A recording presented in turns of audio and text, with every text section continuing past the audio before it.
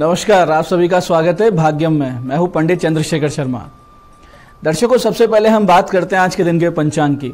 आज दिनांक है 5 अक्टूबर सन 2023, विक्रम संवत 2080 चल रहा है। आश्विन मास है, कृष्ण पक्ष है, शरद ऋतु है, तिथि आज की सप्तमी है और आज का वार है गुरुवार। आज सप्तमी का श्राद्ध है। आज के नक्षत्र की बात करें तो मृगशिरा नक्षत्र शाम 7:40 तक रहेगा। आगे आर्द्रा नक्षत्र है। योग वरियान है और योग की दृष्टि से आज का दिन मिले जुले प्रभाव वाला है। करण विष्टि है शाम 6:05 तक, आगे वणिज करण रहेगा। सूर्योदय का समय दर्शकों सुबह 6:20 का था और सूर्यास्त का समय शाम 6:09 का है।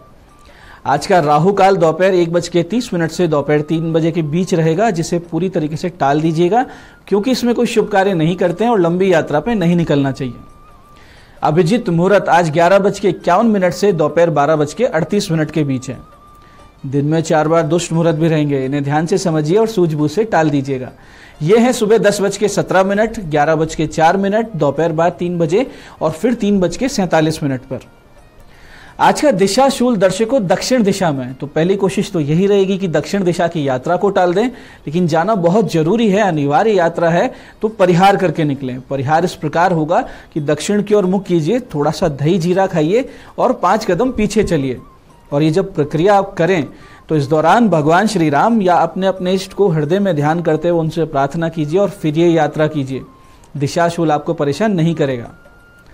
आज का शुभ समय दर्शकों यानी आज का सदुपयोग करने का जो समय है वो है सुबह 11 बजे से दोपहर 1:30 तक, फिर दोपहर बाद 4:45 से शाम 8:30 तक। बाकी पूरे दिन की अपेक्षा ये दोनों कालखंड ज्यादा शुभ योग कारक है, तो अच्छे एफर्ट्स करने हो तो इन समय में कीजिएगा ताकि सफलता के चांसेस आपको ज्यादा मिले। आज की चंद्र राशि दर्शकों मिथुन है, यानी चंद्रमा मिथुन राशि से गोचर कर रहे हैं, जिससे आज का दिन सभी 12 राशियों के लिए कुछ इस प्रकार रहने वाला है। सबसे पहले बात करते हैं मेष राशि की। मेष राशि वालों को नई योजनाएं सूझेगी, जिससे भाग्योदय हो और जीवन को एक नई ऊंचाई पर ले जाया जा सके।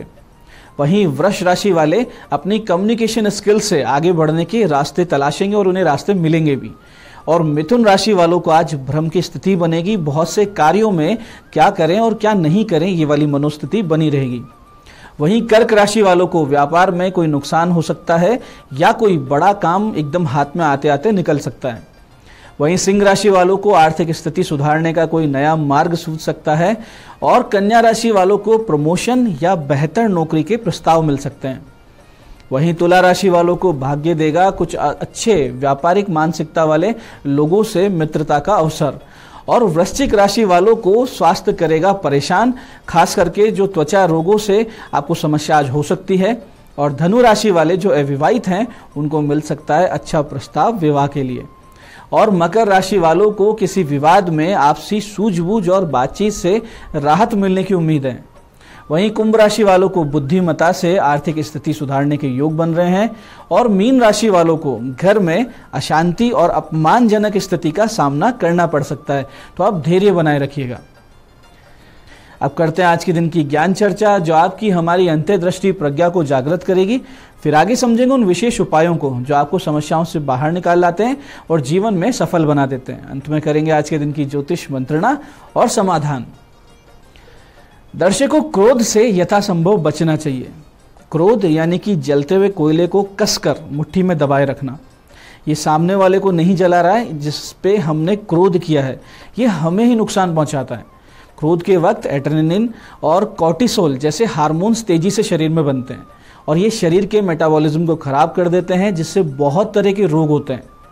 परमात्मा श्री कृष्ण ने भी गीता जी में कहा कि क्रोधाद भवति सम्मोह, सम्मोहात स्मृति विभ्रम, स्मृति वंशाद बुद्धिनाशो और बुद्धिनाशात प्रणश्यति। यानी क्रोध से मनुष्य की मति मारी जाती है, मूढ़ता आ जाती है और इससे स्मृति में भ्रम उत्पन्न होता है, जिससे बुद्धि का नाश होता है। और जब बुद्धि नाश हो गई तो व्यक्ति अपना ही नाश कर लेता है। इसलिए यथासंभव प्रयास कीजिए कि क्रोध ना आए और इसका प्रैक्टिकल उपाय ये है कि नित्य आप प्राणायाम कीजिए और भगवान के नाम का अधिक से अधिक संख्या में जप कीजिए ध्यान लगाकर। ऐसा करेंगे तो क्रोध पर धीरे धीरे आपको नियंत्रण होगा। ये आज की ज्ञान चर्चा का सार है। अब बात करते हैं उन विशिष्ट उपायों पर जो आपकी सभी प्रकार की समस्याओं के सरल समाधान करके आपको देते हैं और जिनसे आप असफलता को बहुत पीछे छोड़ते हुए जीवन में सफलता की ओर दृढ़ता से अग्रसर होते हैं। सबसे पहले बात करते हैं उनकी जिनका जन्मदिन है। तो जिन जिन का आज जन्मदिन है, आप सब लोग आज सुबह भगवान शिव जी को चंदन या केसर का इत्र अर्पित करें।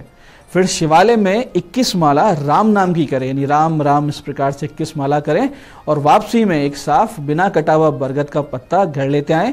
उस पत्ते पर हल्दी से स्वास्तिक बनाकर अपने पूजा स्थान पर रखें। इसे आपको 15 दिन रखना है। उसके बाद में उसी बरगद के वृक्ष की जड़ में इसको समर्पित कर दें। आने वाला वर्ष बहुत ही सुख शांति से बीतेगा, इसमें कोई संदेह नहीं।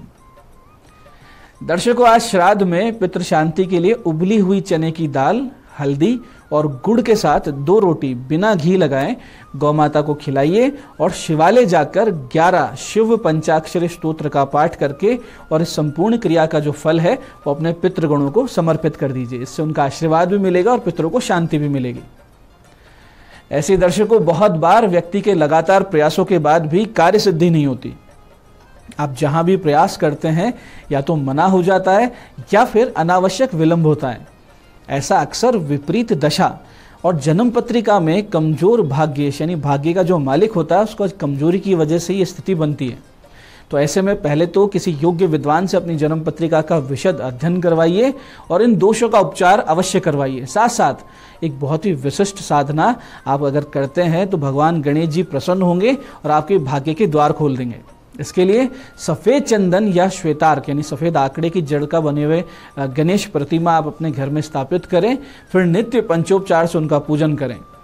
प्रतिदिन भगवान को खीर और बेसन के लड्डू का भोग लगाएं और मूर्ति को सफ़ेद फूलों की माला ही आप अर्पित करें।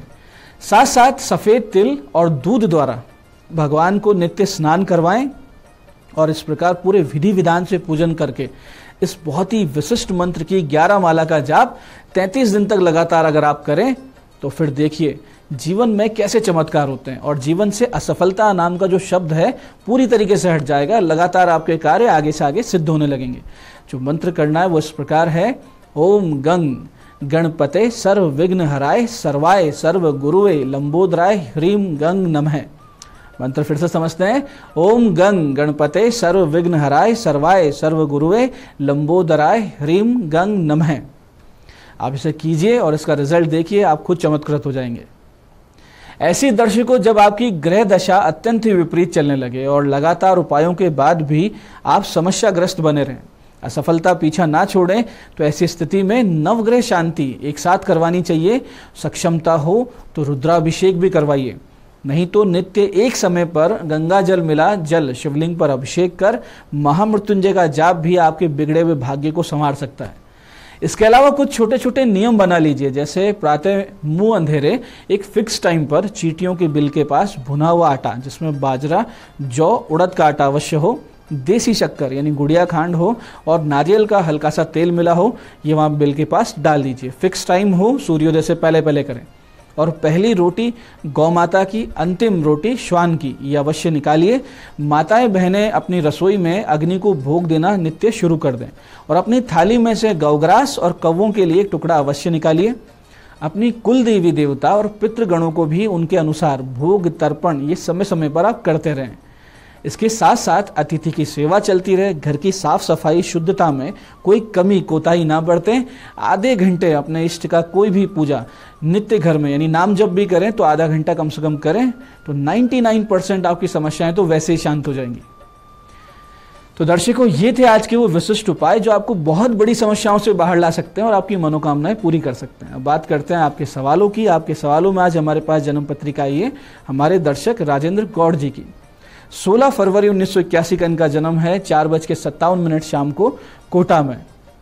प्रश्न किया है, मानसिक तनाव का उपाय बताइए। देखिए राजेंद्र जी, आपकी जन्म पत्रिका के लग्न भाव में चंद्रमा राहु का ग्रहण दोष है और ये प्रबल दोष होता है जो मानसिक अस्थिरता, भावनात्मक निर्बलता को उत्पन्न करता है।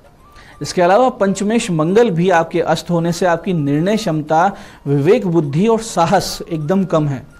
तो आप शीघ्रतम इस राहु चंद्र दोष की शांति करवाइए, गले में एक अच्छा सा मोती पहनिए और साथ ही साथ मंगल के भी आप जाप करवा लीजिए और आप स्वयं भी हनुमान जी का पूजन नित्य कीजिए, सुंदरकांड का पाठ या हनुमान चालीसा। आपका जो समय है वो पिछले 7-8 वर्षों से बहुत खराब भी चल रहा था, तो ये भी एक बहुत बड़ा कारण होता है कि अवसाद का। लेकिन अब समय धीरे धीरे बदल रहा है, तो उपाय कीजिए, मजबूती से जीवन में आगे बढ़िए, सब कुछ ठीक हो जाएगा। आज की दूसरी पत्रिका हमारे पास आई है हमारे दर्शक गिरिराज सिंह जी की अलवर से। 13 नवंबर 1975 का इनका जन्म है। सुबह 11:52 अलवर। बहुत ज़्यादा परेशान चल रहे हैं, समय कब बदलेगा, उपाय बताएं, ये इनका प्रश्न है। देखिए गिरिराज जी, आपके जन्म पत्रिका में पंचमेश शुक्र और भाग्येश बुध दोनों पीड़ित है, निर्बल है। दशम भाव में सूर्य राहु का ग्रहण दोष है, जिससे आपको ना तो भाग्य का साथ मिला और ना आपके निर्णय कभी सही रहे, और कभी कभी आपको सही रास्ता मिलता है तो आप उसमें भी कोई ना कोई समस्या बना लेते हैं। तो वर्तमान में केतु की महादशा ने आपको एकदम गाफिल कर रखा है। सबसे पहले तो आप गणेश शतनाम के 27 पाठ नित्य करना शुरू कर दीजिए, गौ सेवा कीजिए, केतु सूर्य और राहु शांति और ग्रहण शांति करवाइए, साथ ही बुध और शुक्र के 7-7 गुना जाप करवाइए। तो आने वाले कुछ महीनों में आपकी स्थिति धीरे धीरे अनुकूल भी हो जाएगी। तो दर्शकों, ये था आज का पंचांग, आज के विशिष्ट उपाय और ज्ञान चर्चा। मैं पंडित चंद्रशेखर शर्मा ये आशा करता हूं कि बताए हुए उपायों को सही विधि, सटीक समय और अटूट श्रद्धा के साथ करके आप पूरा लाभ उठाएंगे, और जो ज्ञान चर्चा, जो सत्संग हमने किया, इसे अपने जीवन में उतारेंगे। धीरे धीरे आपका जीवन शिव में, सत्य में और आनंद में होता जाएगा। मैं महादेव से प्रार्थना करता हूं कि जब आप हमारे बताए हुए उपाय करें तो आपके कष्टों का निवारण अवश्य हो और मनोकामना पूर्ति निश्चित रूप से हो। कार्यक्रम में बने रहने के लिए बहुत बहुत साधुवाद। भगवती आप सबका कल्याण करे। जय आदिशक्ति।